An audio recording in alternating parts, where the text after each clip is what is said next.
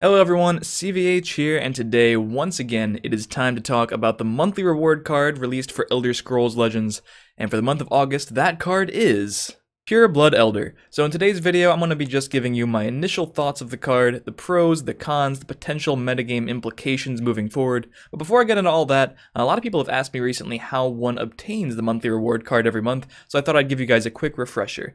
So the monthly reward card is tied into the ranked ladder. That's the only mode you need to play in order to obtain these cards, and the ranked ladder resets at the end of every month.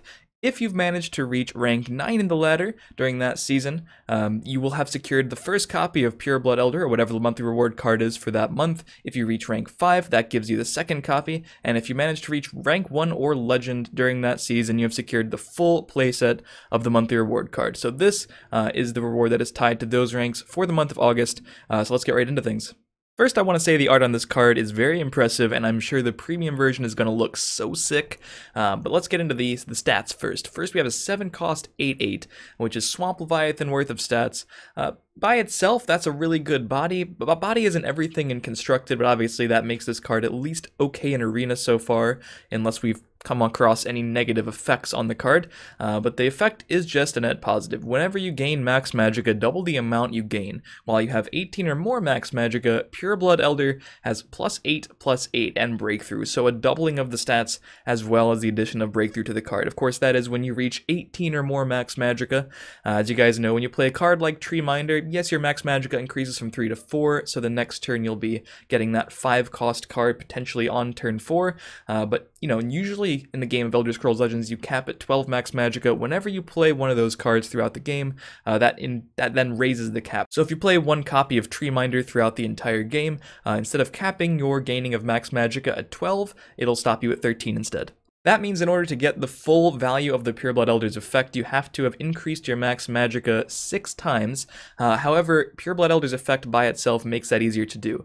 It doesn't say summon gain 1 max magicka like a Spine of Elder's Blood or Tree Minder or Thorn Histmage. A lot of those cards in Endurance do that, but it does say whenever you gain the max magicka, double the amount you gain. And what I think a lot of people are overlooking on this card is that you gain 1 max magic at the start of every turn regardless, unless you've already reached the cap. So if you play this on turn 7, and then on turn 8 you would go up to 8 max magicka. Instead, you're already going up to 9. So that in itself is going to help you ramp, meaning this is a card that probably needs to be dealt with as soon as you play it if you are playing a ramp deck. Not only is it getting closer to doubling its own power, but it's enabling your cards like Hissgroves. It's making you have these crazier plays early, which is kind of the whole premise of a ramp deck in general. And by itself, again, it has the body of a Swamp Leviathan, so you're going to be able to use this to trade effectively. You might be able to use it to pressure as well. This is definitely a card that requires an immediate response from an opponent. That said, as a win condition, this card isn't really reliable, at least as much as something like Hissgrove. Yes, you're getting the same total stats as a Hissgrove that pops and gives you 2 8/8s, but you're getting it in one body, which is a bit more fragile despite having breakthrough, and of course, this card is not going to actually double its power until you have 18 or more max magicka. And while that can frequently happen if you're playing a Ram Scout deck or another ramp deck, Ram Scout just being the most popular at the moment, while that can frequently happen, it is quite slow, and at that point, a ton of things could potentially have won you the game. A lot of people are actually not really feeling this card too much. I've read a couple comments on Reddit and Twitter and everything, and people are saying might not be that good in Ram Scout. And I think a lot of that has to do with the sheer density of ramp cards that are already in Scout.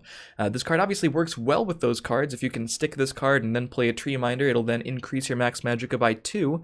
But there are a lot of things you really need to play in Scout at the moment. It's not the best ramp card by itself, so do we really have the space?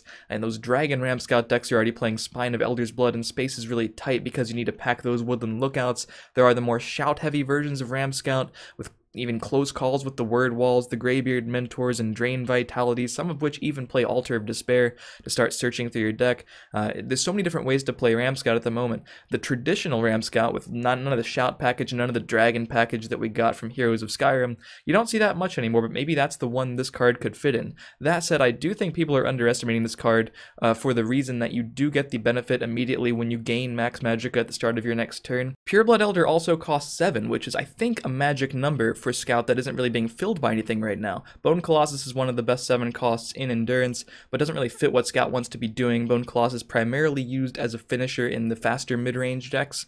However, you play Thorn Hist Mage a lot, and then you'd ideally want to be playing whatever is the most Magicka efficient card on your following turn, so perhaps a Thorn Hist Mage into Pureblood Elder curve could be incredibly strong, ramping you up that much more, and also developing really substantial bodies on the board. But the so-called naysayers of this card do bring up a pretty good point. Ram Scout, obviously one of, if not the best, slower decks in the metagame currently, and the whole idea of thinking this card might not be too played in it because of the incredible amount of options the deck has already, brings up the point of, did Ram Scout really need to benefit from the monthly reward card? This is really the one injection of a new card we get in Legends every single month until we get another expansion, possibly in a couple months, who knows. But I'm sure we'll get an announcement of that soon at least, but this is the one opportunity every month the developers have to give us some cool new tool. And I think the last couple monthly reward cards, Conjuration Tutor and Ulfric's Housecarl, have done a really good job of that. They've introduced cards for decks that might not be meta-defining, but definitely interesting tools. The Conjuration Tutor has been used in Altar Mages. It's made Altar of Despair really good in that style of deck. Tons of threats can be on the board. Ulfric's Housecarl, you guys have seen it probably a lot by now in Token Crusader. These are decks that necessarily weren't dominant, but got some love, and are now much more intriguing than they have been in the past. Like, your Pureblood Elder is definitely an intriguing card. It's definitely not a bad card. I think the stats are fine. I think the effect is fine. It might even turn out to be quite good in Ram Scout, but it's not really giving us any tools for a deck that is very intriguing or out of the ordinary, which might be a problem. That said, it's not like this card only has implications for Ram Scout. To imply that would be a little bit dishonest, even though Ram Scout is currently the most popular ramp deck in the meta. Basically anything with Endurance can ramp. So there have been Ramp Sorcerers, Ramp Spell Swords, and Ramp Warriors. And Ramp Warrior is what I've seen most people think about when they've seen the Pureblood Elder for the first time.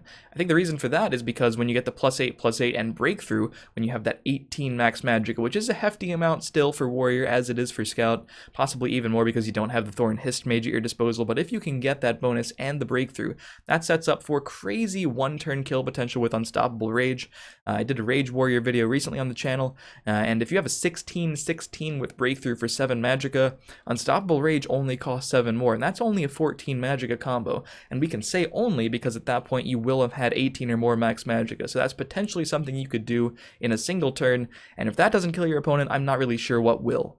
So overall, I'm excited to test this card in a number of different decks, including the Ramp Warrior we just talked about, and even Ramp Scout. I think this card is pretty intriguing in Ramp Scout, even though a lot of people are gravitating towards the other classes. It's just a little bit disappointing for me that I'm getting even more cards that I want to test in a deck that's already so dominant in the meta. But overall, I think the card is good. It has a good stats, a good effect, and could be pretty cool to see on the ladder. But these are just my thoughts. As always, I'd love to hear yours in the comments, so feel free to let me know what you think of the Pureblood Elder. Do you think it's good? Do you think it's bad? Do you think it's cool that we're getting more cards that could be good in ramp strategies? Are you excited to test it in Ramp Scout or other ramp decks? Let me know what you think, and as always, if you enjoyed the video, feel free to leave a like, stay subscribed to the channel for more Legends content, follow my stream in the description, and I'll see you guys next time.